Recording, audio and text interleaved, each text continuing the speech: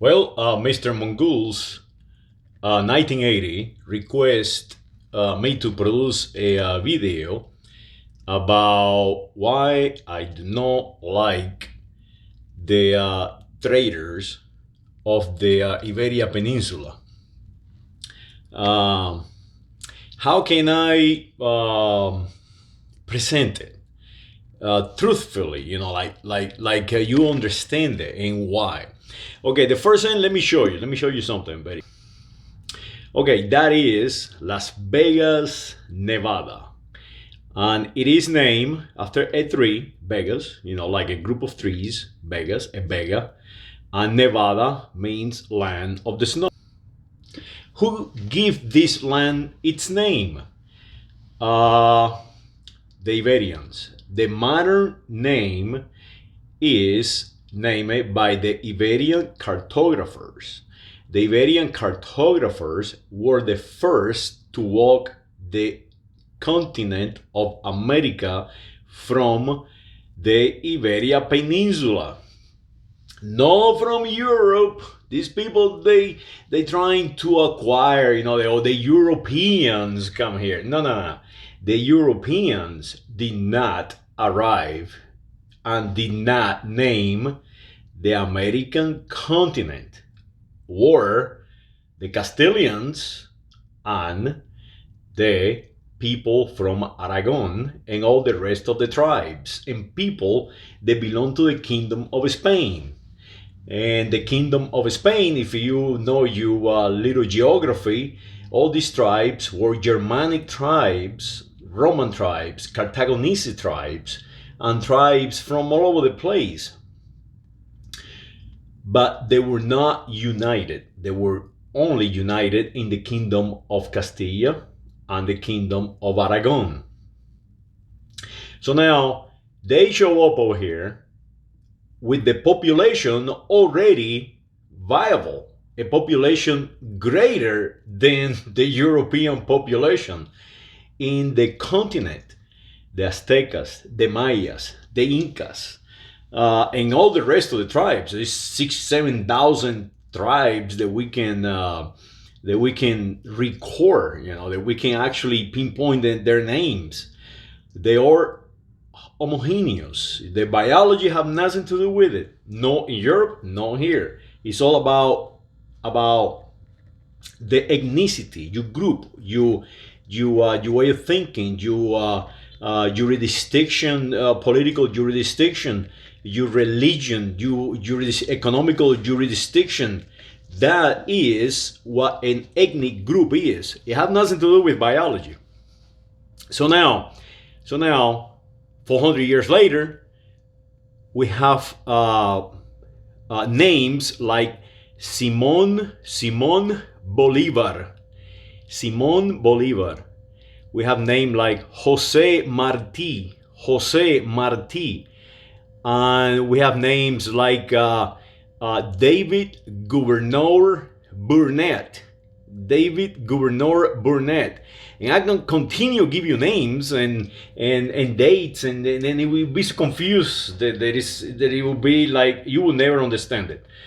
So, to make it simple, let me pick Simon Bolivar because Mr. Mongoose requested that why his question is why I do not like Simon Bolivar. And the best presentation that I can give in my humble way of expressing myself is that they are traitors to their people. Let me give you a comparison. In my opinion, Andrew Jackson of the United States of America is my favorite president. Andrew Jackson was a killer. Andrew Jackson was the worst of the worst. Andrew Jackson completely destroyed the very people who created his nation. Andrew Jackson took over Florida and took over Louisiana and killed all the native and was the one responsible for the trail of tear. Basically, the guy was a killer, but he was a killer protecting and creating his nation. What he believed that he was protecting. He was protecting his people. So he was a killer, but he was killing for a cost, for his people, for his ethnic group, for his tribe. Now, versus Simon Bolivar, Jose Marti. Simon Bolivar and Jose Marti, they are sons and family of soldiers from the Kingdom of Spain. From the Kingdom of Spain. So that means that their parents were fighting for the Kingdom of Spain. And Simon Bolivar and Jose Marti were hanging out with David Burnett, the first president of Texas, the Republic of Texas, fighting the Spaniards, aligning themselves with Andrew Jackson. So that is why I do not like them, because they were fighting against their own parents, against their own group. And that is why I do not like them. It is that simple. And it is being utilized until today. Let me give you a good example of how it works. In Cuba, in 1898, the United States of America go up there and take them over, right? They completely eradicated the Kingdom of Spain after 500 years, I think, in the American continent. So now they are trying to eradicate me. They are trying to eradicate you. They are trying to create something that have not existed since before Reconstruction, actually before 1819. So now Jose Marti is being promoted by the traitors, the Iberian traitors in Cuba right now. This is no history. This is not 400 years ago. No. This is today. Today, the 9th of I think it's the 9th of May, 2021. Mr. Jose Marti, in 1896, I think it was, or what we call the Little War. He was actually a Yank. He was from New York. He was living in New York. Remember that his parents were Spaniards, were Iberians, and they worked for the Kingdom of Spain. They were soldiers. His parents were in the government of the Kingdom of Spain. So now Mr. Jose Marti aligned himself with the Bolivar guys and the United States of America. They was trying to push the Kingdom of Spain out. So at this time, they already have become Angloized. They accepted they were Anglos. And of course, they are no Anglos, but they accepted, they believe it, they wanted to utilize that technique. It is very confusing. So it is very confusing for me to express it. So Mr. Marti started fighting against his parents, his father. He was fighting his father. So his father and the King of Spain decided, we better get this child out of here. So they sent him to another part of the Kingdom of Spain. They sent him to Mexico. So he became a man from Mexico, from the United States of Mexico. So now from there, he came to the United States of America. And it took him 15 years being a national of the United States of America.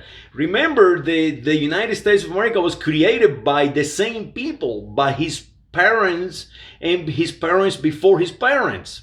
So now he comes to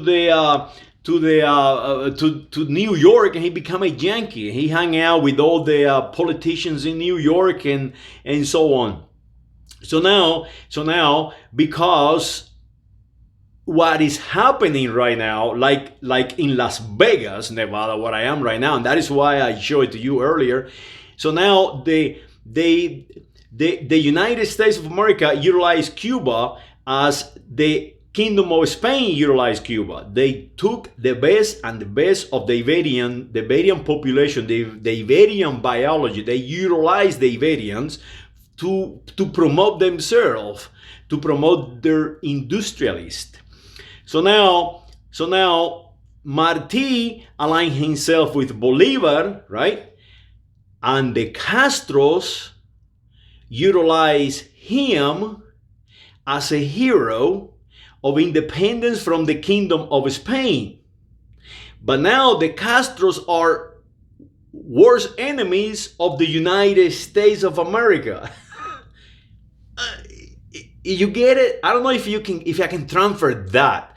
Basically, they are saying the United States of America is the enemy, but Marti was from the United States of America, was a Spaniard trader. They moved into the United States of America and utilized the United States of America money or industrialists to go back to Cuba to back up the industrialists to take over the island. Make sense? So now you have all these people trying to fight for power. And to do that, they have to destroy you. They have to destroy your identity. They have to destroy your core. They have to destroy your religion. They have to destroy your rationale. They have to destroy, including your biology. If you talk too much and tell them, hey, Mr. Castro, you are an Iberian just as me. You are not a freaking Cuban. And now you're telling me that you do not like the imperialist Yankees, but you are utilizing a Yankee to promote yourself. Basically, to make an association of continuity. The same, you make an association with Mr. Simon Bolivar and make an association with Mr. Houston and Mr. Seguin and all the rest of them, including David Burnett. So there you have it. I don't know if I can transfer that correctly. Basically, they're all enemies of the culture. And that is what I try to rectify every single day. That is what my grandfather tried to rectify. That is what my father tried to rectify. And that is why we need to work so hard. Because the United States of America is the key.